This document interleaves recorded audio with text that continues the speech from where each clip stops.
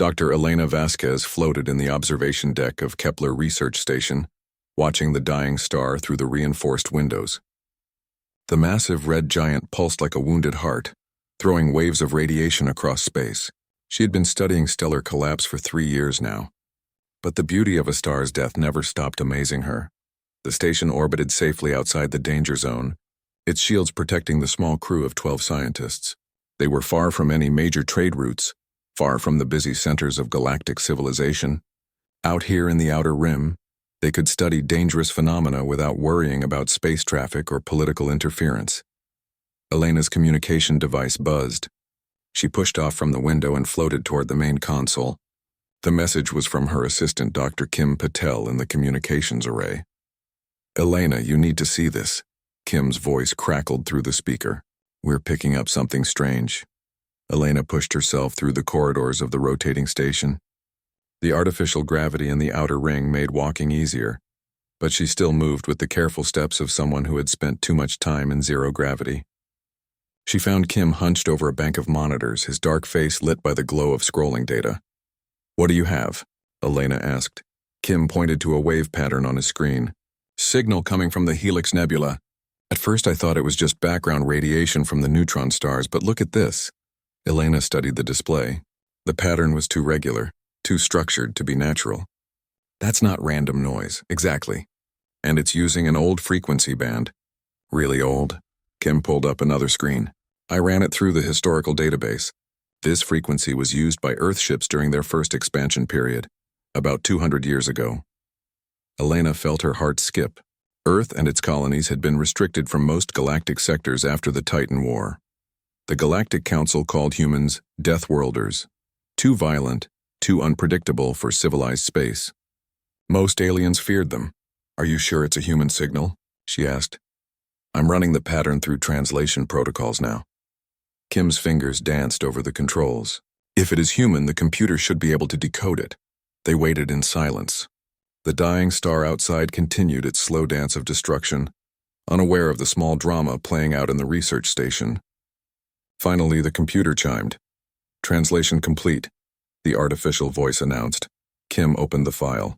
Elena read over his shoulder and her blood went cold. The message was simple, repeated in dozens of languages. "This is the colony ship New Geneva. We are trapped in the Helix Nebula. The children are dying. Please help us. Coordinates follow. The children are dying." Elena stared at the screen. The New Geneva had been one of the first colony ships to leave Earth, carrying 50,000 people to establish a new world in the outer systems. It had disappeared over 60 years ago, presumed lost in hyperspace. "This can't be right," Kim whispered. "The Helix Nebula was declared uninhabitable by the Council. Nothing can survive in there. Check the timestamp on the signal," Elena said. Kim's face went pale. "It's current. This was transmitted 3 days ago." Elena felt the weight of the discovery settling on her shoulders. If there were human survivors in the Helix Nebula, they had been trapped there for decades. The Galactic Council had laws about rescue operations in restricted space, and humans were banned from most sectors anyway. No alien species would risk their ships to save a few humans. "We have to report this," Kim said, but his voice lacked conviction. "Report it to who?" Elena asked. "The Council? They'll file it away and forget about it. The local authorities? They don't have ships that can handle the radiation in the Helix Nebula. Then what do we do?" Elena looked out the window at the dying star. She thought about 50,000 people trapped in hell, waiting for rescue that would never come. She thought about the children mentioned in the message. "We send it to Earth," she said quietly. Kim's eyes widened. "Elena, that's against about 12 different treaties. If the Council finds out we contacted Earth directly, they'll shut down the station and probably arrest us." "I know." Elena moved to the communications console. "But I also know humans don't abandon their people. The signal will take weeks to reach Earth space," Kim pointed out. "And even if they receive it, what can they do? Human ships haven't been seen in this sector for years." Elena's fingers hovered over the controls. She knew Kim was right. Sending the signal to Earth was probably useless, but she also knew she couldn't live with herself if she didn't try. "Pull up the Earth communication frequencies," she ordered. Kim hesitated, then began entering commands. This is crazy, Elena. We're throwing away our careers for a signal that might not even be real. It's real, Elena said. She could feel it in her bones. The desperation in that message, the way it keeps repeating about the children. Someone out there needs help. The communication array powered up, aiming toward the distant Sol system. Elena composed a simple message. Intercepted distress call from New Geneva. Coordinates and full signal attached. Kepler Research Station. Send it, she said. Kim pressed the transmission button. The message shot out into space at faster than light speeds, carrying its desperate cargo toward Earth. Now what? Kim asked. Now we wait, Elena said, and we keep monitoring that signal. They didn't have to wait long. Over the next few days, the distress call continued to repeat, but it was getting weaker. Whatever power source the New Geneva was using, it was running out. Elena barely slept. She spent hours listening to the signal, trying to decode any additional information. In the background noise, she thought she could hear voices, human voices speaking in fear and pain. She tried not to think about what conditions must be like on that ship after 60 years in the Helix Nebula. On the 5th day, Kim called her to the communications array urgently. Elena, you need to see this. We're getting response signals from Earth space. Elena rushed to the console. The display showed multiple transmission sources, all moving at high speed toward their sector of space. How many ships? She asked. Kim's voice was barely a whisper. Dozens, maybe hundreds. And they're moving fast, really fast. Elena felt a chill run down her spine. She had heard the stories about human warships, about the fleets that had fought in the Titan War. Most aliens thought they were myths, exaggerated tales told to frighten children. How long until they reach the Helix Nebula? She asked. Kim ran the calculations. At their current speed, maybe 2 weeks. Elena looked out at the dying star. In 2 weeks, they would learn if the stories about human fleets were true. In 2 weeks, the galaxy might discover what happened when you threatened human children. She thought about the message still broadcasting weekly from the Helix Nebula. The children are dying. Soon, the children's parents would arrive to answer that call. Admiral Marcus Chen stood on the bridge of the UES Retribution, watching the star charts update in real time. His fleet was moving through hyperspace at maximum burn, pushing their engines beyond safe limits. Around him, the bridge crew worked with quiet efficiency, their faces grim with purpose. The message from Kepler Research Station had reached Earth 3 days ago. Within 6 hours, every human military commander in known space had received the same order. Prepare for immediate deployment to the Helix Nebula. The New Geneva was coming home. Marcus had recognized the ship's name immediately. His younger sister Sarah had been aboard that colony ship, fresh out of university and eager to help build a new world. She would be over 80 now, if she was still alive. The thought made his hands clench into fists. Admiral, called Commander Torres from the navigation station. Fleet status report ready. Display it, Marcus ordered. The main screen lit up with a tactical overview. 12 dreadnoughts formed the backbone of the fleet, each one a kilometer-long engine of destruction. 47 destroyers provided escort and reconnaissance. At the center of the formation, the experimental carrier Earth Song carried 200 of humanity's newest fighters. It was the largest human fleet assembled since the Titan War. The Galactic Council had no idea it even existed. Estimated arrival time? Marcus asked. 11 days, 14 hours to the Helix Nebula boundary, Torres replied. But sir, we're getting concerned reports from engineering.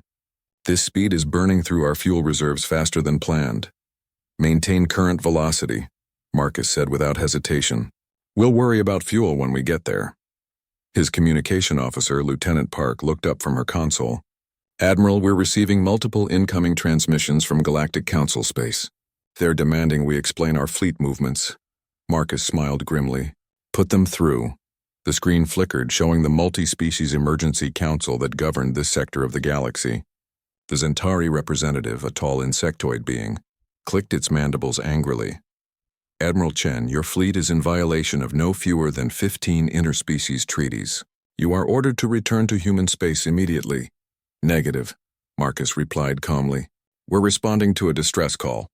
The Helix Nebula is restricted space, the Zentari insisted. No vessels are permitted to enter that region. Then why didn't you rescue our people when they sent their distress call? A Volani counselor, her blue skin flushed with agitation, leaned forward. We had no knowledge of any human presence in the Helix Nebula. Your species is banned from entering most galactic sectors. Our people have been trapped there for 60 years, Marcus said, his voice growing cold. 60 years of sending distress calls that your precious council ignored.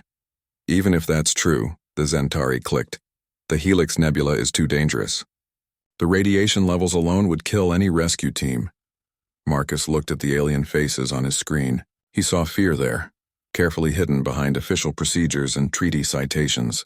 They were afraid of what his fleet might do, afraid of the stories they'd heard about human capabilities. Let me make this simple, Marcus said. We're going to get our people. Stay out of our way. He cut the transmission.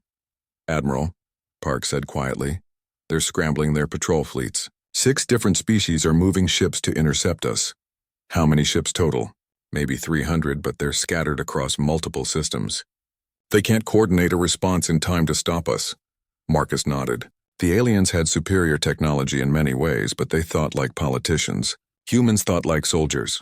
Sir, called Chief Engineer Ramirez from his station, I've got the engineering report on our fuel situation. At current burn rate, we'll have enough to reach the Helix Nebula and conduct operations for approximately 72 hours.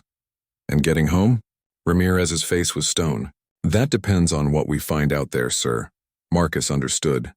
This might be a one-way trip. He looked around the bridge at his crew, saw the same understanding in their eyes. None of them cared. Somewhere in the Helix Nebula, their people were dying. Admiral, Torres called out, we're receiving a transmission from Earth Command. Let me guess. Orders to turn around? No, sir. It's Admiral Rodriguez herself. Marcus straightened. Maria Rodriguez was the supreme commander of all human military forces, a legend who had fought in every major battle since the Titan War. The screen showed Rodriguez in her office on Luna Station.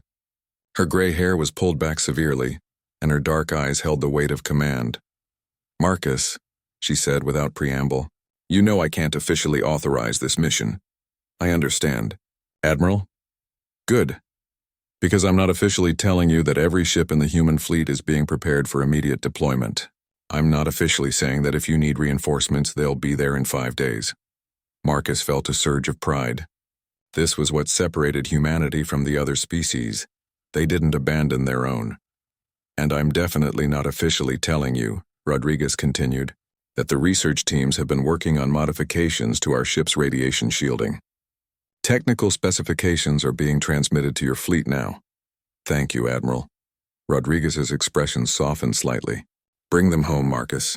All of them. The transmission ended. Marcus turned back to his crew, saw the renewed determination in their faces. You heard the Admiral, he said. Let's get to work. The next few days passed in a blur of preparation. Engineering teams worked around the clock to upgrade the ship's shielding. Medical teams prepared for mass casualties. Tactical officers planned for every possible scenario they might face in the nebula. The fleet pushed deeper into space, past the last alien outposts, into the dark regions where only humans dared to travel. Behind them, the Galactic Council's protests grew weaker and more distant. Ahead lay the Helix Nebula, and whatever had trapped the New Geneva for 6 decades. On the 10th day, they began picking up the distress signal. Admiral, Park called out, we're receiving the transmission from the New Geneva. Signal is weak but clear. The bridge fell silent as the message played. This is the colony ship New Geneva. We are trapped in the Helix Nebula. The children are dying. Please help us. Marcus felt something break inside his chest. Sarah's voice would have changed over 60 years. But somewhere in that signal might be his sister, still hoping for rescue. All ships, he announced over the fleet channel.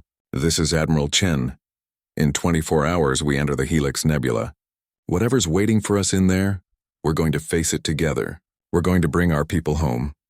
Across the fleet, 1,200 voices responded as one. Yes, sir. The human fleet raced toward the dying stars, carrying with them the promise that no one would be left behind in the dark.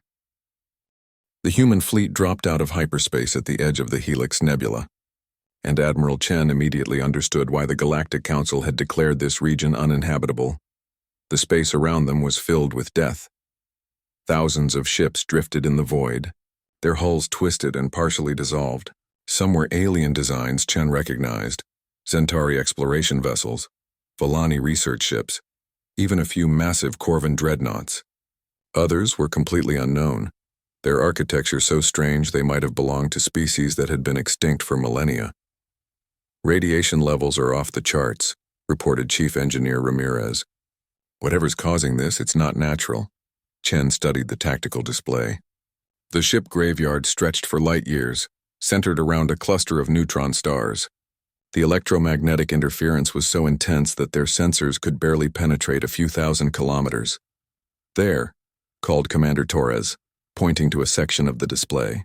I'm picking up a large metallic signature near the third neutron star. It's not moving, but it's giving off power readings. The New Geneva size matches the colony ship specifications. And Admiral, Torres paused. I'm detecting life signs. A cheer went up from the bridge crew, but Chen raised his hand for silence. Something was wrong. The dead ships around them told a story of systematic destruction, but the New Geneva was intact.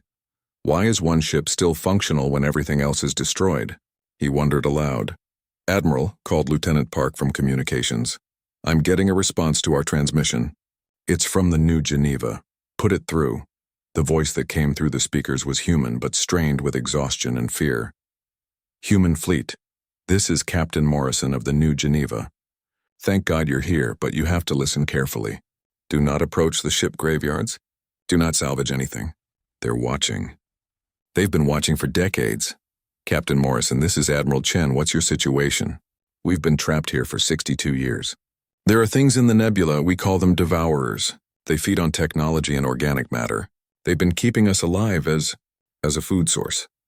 Chen felt his blood turn to ice. How many survivors? 38,000 still alive, but barely. They take a few hundred of us every month. The children, Morrison's voice broke. They prefer the children. We're coming to get you, Chen said. No, Admiral, you don't understand. The moment you enter their territory, they'll attack. We've seen what they do to rescue attempts. Every ship that's tried to help us has been consumed. Chen looked at the thousands of wrecked vessels around them. How many rescue missions had ended in this graveyard? Captain, we're not every ship. Give me your exact coordinates. As Morrison transmitted the data, Chen studied the tactical situation.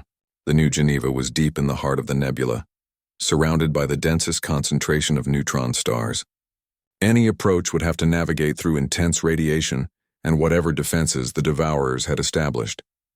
Admiral, Torres called out. Sensors are picking up movement in the ship graveyard. Multiple contacts heading our way. Chen watched as dozens of objects emerged from the debris field. At first they looked like ships, but as they drew closer, the true horror became apparent. The Devourers had taken pieces from hundreds of different vessels and fused them together into nightmarish hybrid craft.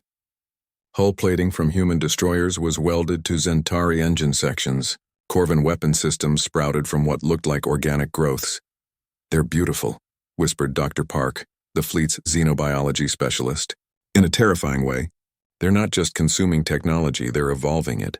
Can they fight? Chen asked. Unknown, sir. But those weapon signatures. They're using technology from dozens of different species. The first wave of Devourer ships opened fire. Energy beams that should have been incompatible with each other merged into devastating attacks. Missiles that used human guidance systems but alien warheads streaked toward the fleet. All ships evasive maneuvers, Chen ordered. Return fire. The battle was unlike anything in human military history. The Devourers fought with weapons that shouldn't exist, tactics that made no sense, and a complete disregard for their own survival. They threw themselves at the human ships with mechanical precision. Seeking to get close enough to begin the consumption process, Chen watched a destroyer, the UES Falcon, get swarmed by 3 Devourer vessels.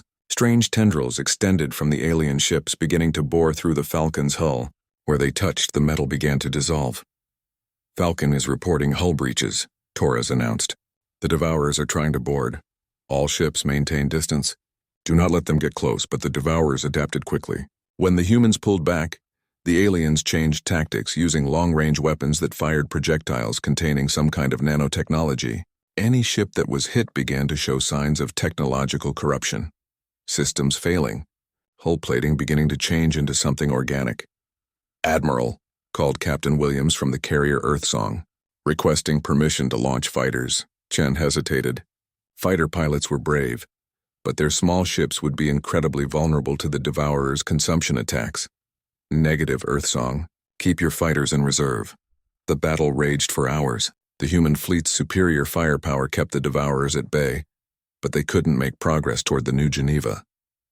Every destroyed Devourer ship was quickly replaced by 2 more emerging from the graveyard. Admiral, Ramirez reported, we're down to 60% ammunition. At this rate, we'll be out of missiles in 4 hours. Chen studied the tactical display. They were fighting a losing battle. The Devourers had unlimited numbers and seemed to learn from every exchange.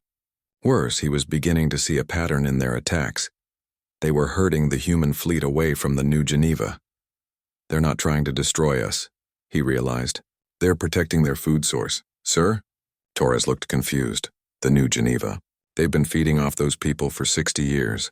They're not going to let us take their livestock. The brutal truth of it hit the bridge crew. The colonists weren't just trapped. They were being farmed. Admiral, Park called out urgently. We're receiving another transmission from the New Geneva. Captain Morrison sounds different. The voice that came through the speakers was still Morrison's, but there was something wrong with it, a mechanical undertone.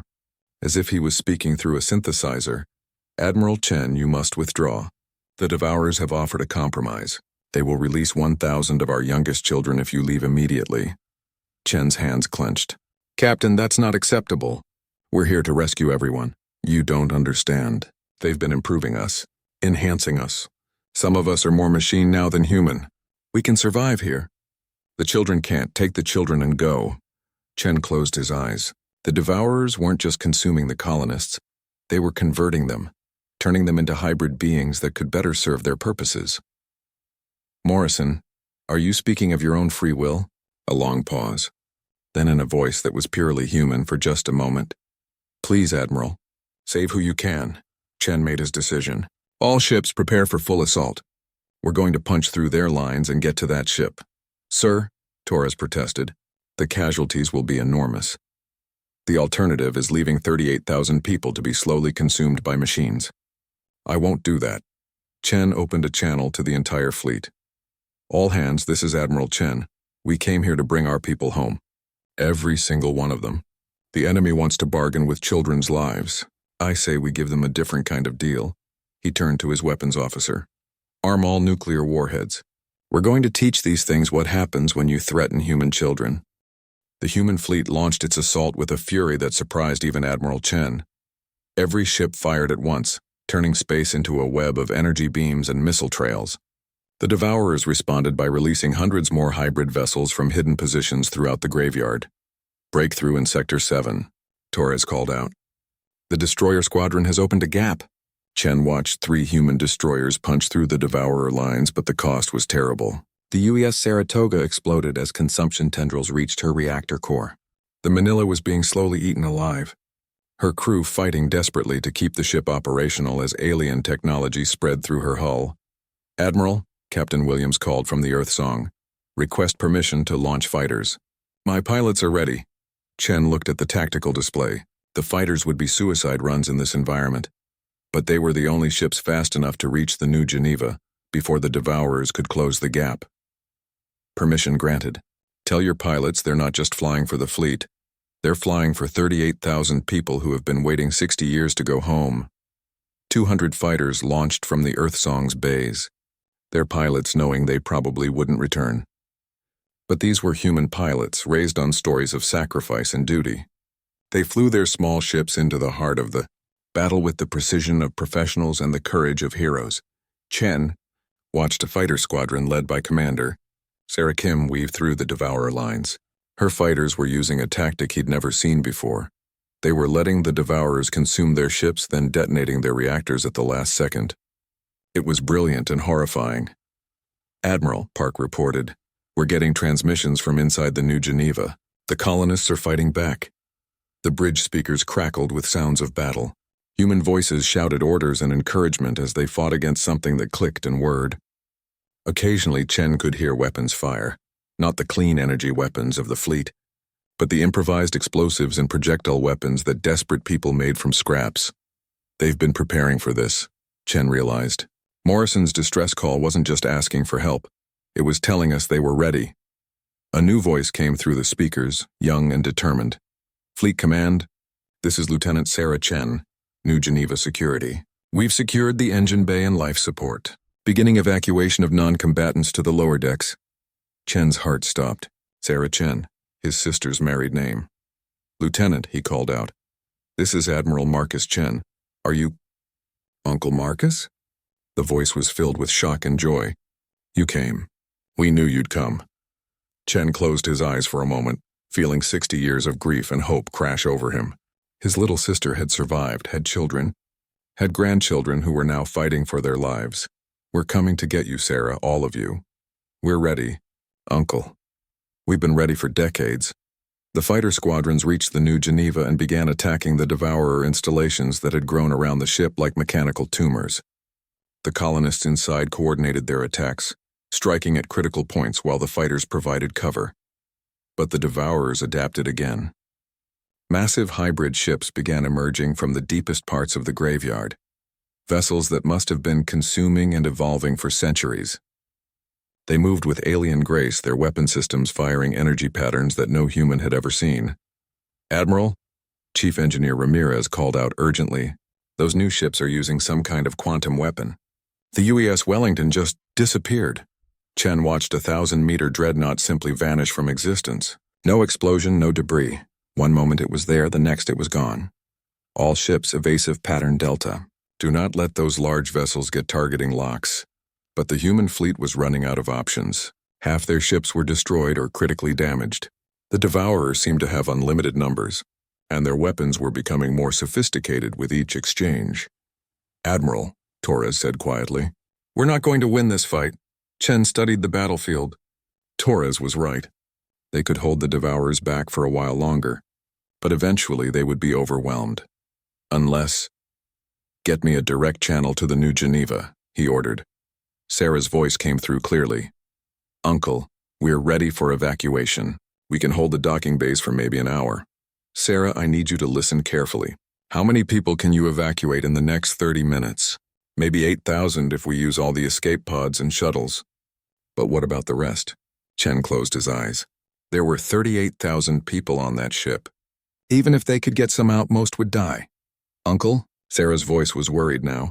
I'm here. Sarah, I want you to know that your mother would be proud of you. Proud of all of you. Marcus, what are you planning? Chen turned to his navigation officer. Plot a course directly into the neutron star cluster. Maximum velocity, Torres stared at him. Sir, that's suicide. Not suicide, sacrifice. Chen opened a channel to the entire fleet. All ships, this is Admiral Chen. Begin immediate evacuation of the New Geneva. We have 30 minutes to get as many people out as possible. Admiral, Captain Williams called from the Earth Song. What then? Chen looked at the tactical display one more time. The Retribution's exotic matter drive was the most powerful engine in the human fleet. If he could get close enough to the neutron star cluster and destabilize his drive core, the resulting explosion would be visible from Earth. Captain Williams, you're in command of the evacuation. Get our people out of here. Sir, I'm not leaving you. That's an order, Captain. Chen turned to his bridge crew. They were all looking at him with understanding and determination. Sir, Torres said quietly, respectfully request permission to remain aboard. One by one, the bridge crew voiced the same request. Chief Engineer Ramirez spoke for all of them. Admiral, we came here to bring our people home. This is how we do it. Chen felt a surge of pride. This was what made humans different from other species. Not their violence or their technology, but their willingness to sacrifice everything for their family. All hands, he announced over the ship's intercom. This is Admiral Chen.